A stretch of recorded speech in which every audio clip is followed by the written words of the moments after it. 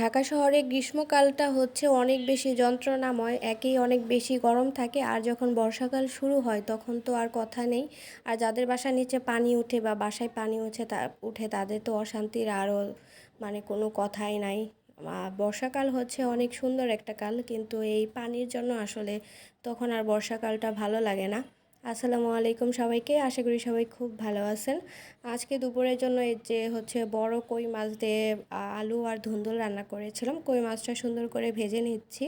তো প্রথমে হলুদ মরিচ আর লবণ একটু সরিষার তেল মাখিয়ে তারপরে কই মাছটা সুন্দর করে ভেজে নেব, একদম মচমচা করে ভাজবো। অনেক সময় কই মাছটা মচমচা করে ভেজে কিন্তু গরম ভাতের সাথেও খেতে ভালো লাগে। এই তো আমি সুন্দর করে উল্টে নিচ্ছি, দুই পাশটাই আমি সুন্দর করে ভেজে নেব। আর কই মাছ, ছোটো কই মাছটা বেশি ভালো লাগে খেতে। ওই যদি দেশি কই মাছ থাকে তাহলে কিন্তু ভালো লাগে খেতে বেশি, বিশেষ করে ভাজিটা বেশি ভালো লাগে, আবার ভুনাটাও কিন্তু ভালো লাগে।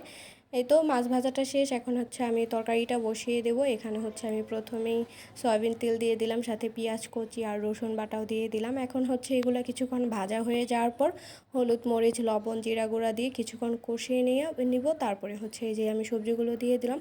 এখানে আলু আর ধুন্দুলি আমি রান্না করে নিচ্ছি। ধুন্দুল তরকারিটা আগে বেশ ভালোই লাগতো খেতে, এখন আর ইদানিং ভালো লাগে না খেতে।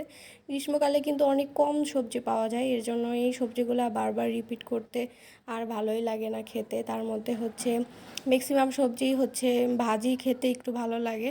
তো সবসময় তো আর ভাজি খাওয়া যায় না, ঝোল তরকারিও খেতে হয়।